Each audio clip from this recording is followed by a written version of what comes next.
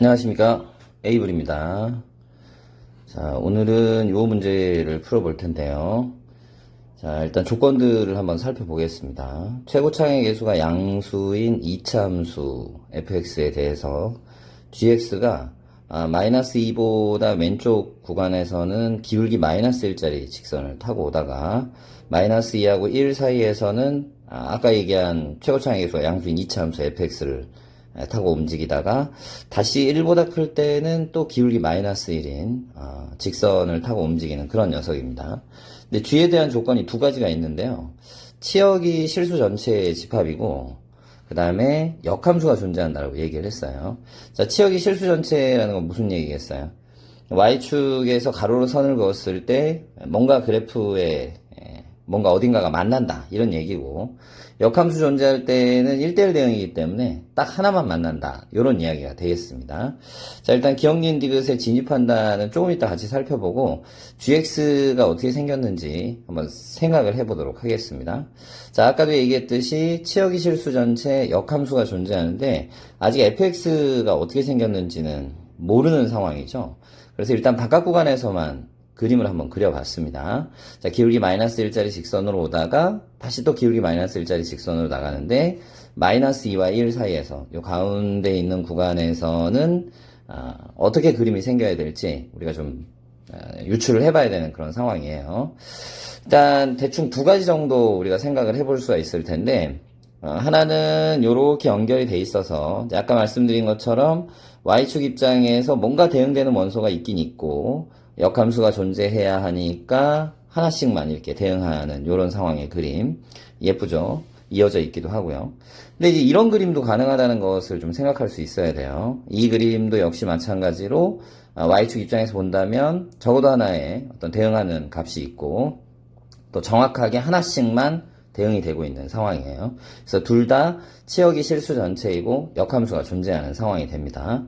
자, 두 그림에 공통점이 있는데 어떤 공통점이 있냐면요. 요 마이너스 2에서 함수값과 1에서 함수값이 6과 마이너스 3이 뒤집어질 수는 있지만 기억번 보기에서처럼 합, 더했을 때는 6이라는 값과 마이너스 3이라는 값을 더하게 되기 때문에 그 합은 3으로 일정하다는 공통점이 있습니다. 그래서 어찌됐든 요 마이너스 2와 1 사이에서 최고차의 계수와 양수인 2차 함수를 채워 넣는 모양을 생각해 봤는데 마이너스 2인 점과 1인 점에서의 함수값의 합은 3으로 일정하구나. 그래서 기억은 참이라는 것을 알 수가 있습니다. 자, 니은번 보기도 함께 생각해 봅시다. 자, 니은번 보기는 일단 조건이 있어요. G0이 마이너스 1이고 G1이 마이너스 3이다. 자, 여기서 G의 1이 마이너스 3이다가 굉장히 좀 중요한 힌트가 되죠. 왜 그렇죠? G1이 마이너스 3이다 라는 힌트 때문에 오른쪽 그래프가 아니라 왼쪽 그래프가 되는구나 라는 것을 판단할 수 있기 때문이에요. G1이 마이너스 3이라는 것을 가지고 왼쪽 그래프이구나 라는 것을 판정할 수 있겠고, 자, F를 결정하기 위해서는 최고차의 계수와 양수라는 조건이 있지만 어쨌든 2차 함수이기 때문에 세 가지 조건이 필요합니다. 세 가지 조건. 자, 첫 번째는 아까 얘기했던 이제 G1이 마이너스 3이다 요거 하고요. 그러니까 결국 F1도 마이너스 3이 되겠죠. 그리고 마이너스 2를 넣었을 땐 6을 지난다.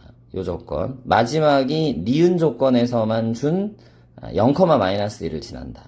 G0은 결국 F0이 될 테니까. 자, 오른쪽 그래프를 지워버리고 우리 식의 계산하는 과정을 좀 한번 보겠습니다. 자, 아까도 이야기했듯이 첫 번째 조건 G0, F0이 마이너스 1이겠죠? 그렇다면 2차 함수를 ax제곱 더하기 bx 해놓고 상수항이 마이너스 1이다 이렇게 놓을 수가 있겠어요? 자, 두 개의 힌트. 아까 얘기했었던 G1이 마이너스 3이다 라는 녀석하고 마이너스 2를 넣었을 때 6이 나온다는 요 힌트. 요걸 이용하면은 자, 다시 한번 1을 넣으면 마이너스 3이다, 마이너스 2를 넣으면 6이다. 그걸 이용해서 식을 세워서 연립을 하면 a, b의 값을 구할 수가 있습니다. 자, 뭐 연립방정식 푸는 과정은 당연히 생략하겠고요. 자, fx가 완성이 되었기 때문에 대칭축 정도는, 즉 꼭지점의 x좌표 정도는 여러분들이 충분히 구하실 수 있을 거라고 생각해요. 뭐 중3 때 가출을 안 했다면 마이너스 2a분의 b라는 뭐 공식도 알고 계실 테니까 어느 정도 암산도 가능하지 않을까 생각합니다. 니은번도 맞는 보기가 되겠고요. 자, 마지막 디귿번 함께 보겠습니다. 자, 곡선 fx의 꼭지점의 x좌표가 마이너스 2다 라는 힌트가 주어져 있어요. 자, 일단 우리가 생각해 봐야 될 게 니은번처럼 과연 이 꼭지점의 x좌표가 마이너스 2다 라는 힌트에 의해서 이 왼쪽 그림일지 오른쪽 그림일지 한번 생각을 해 봐야 됩니다.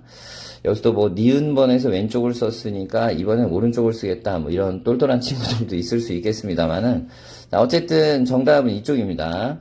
대칭축이 소위 말하는 이제 마이너스 2이면서 아래로 볼록한 최고차의 계수가 양수인 2차 함수를 그려서는 아무래도 이런 모양의 그림은 그릴 수가 없겠죠.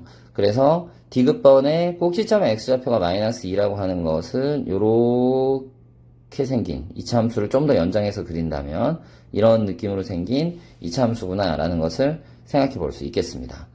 자, 그림을 좀 더 자세하게 그려 놓을까요? 자, 꼭지점의 x좌표가 마이너스 2가 되는 이러한 2차 함수로서 사이를 아까 이야기했듯이 치역이 실수 전체의 집합이고 1대1 대응, 즉 역함수가 존재하게끔 나오는 그림을 한번 그려봤습니다. 그렇다면 이 fx에 대한 정보를 좀 더 캐내야 될 텐데, 자, fx는 꼭지점이 마이너스 2, 마이너스 3인 꼭지점이 마이너스 2, 마이너스 3인 아래로 볼록한 2차 함수가 될 것 같아요. 사실 여기 써놓기는 a의 x 플러스 2. 왜 그러겠어요? 꼭지점의 x좌표가 마이너스 2이기 때문이겠죠. 의 제곱 플러스 p라고 썼지만 우리는 이 p값이 마이너스 3이라는 걸 알 수가 있겠죠. 그림에서 보다시피 꼭지점이 마이너스 2, 마이너스 3이기 때문입니다. 자, 그렇다면은 최고차의 계수 a를 구하기 위한 힌트가 필요한데 그 힌트는 바로 이곳이 되겠습니다. 1,6을 지난다. 즉 f의 1이 6이다 라는 힌트를 이용하시면 아까 p는 이제 마이너스 3이었고 a 값이 1이라는 것을 알 수가 있습니다. 자, 그러면 a 값까지 완전히 이제 나온 상황인데 fx가 이렇게 이제 완성이 됐죠. a가 1, 최고차의 계수가 1이고 꼭지점의 좌표가 마이너스 2, 마이너스 3인 2차 함수가 되었는데 질문이 이게 질문이죠. g의 인버스에 1이 0이냐 이렇게 이제 물어보는 건데요. 요거는 이제 g의 0이 1이냐 이렇게 물어보는 질문하고 같죠.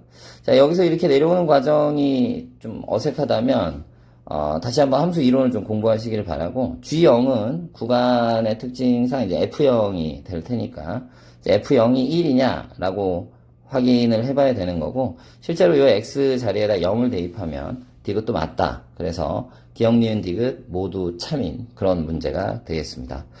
네, 다음에 또 만나겠습니다.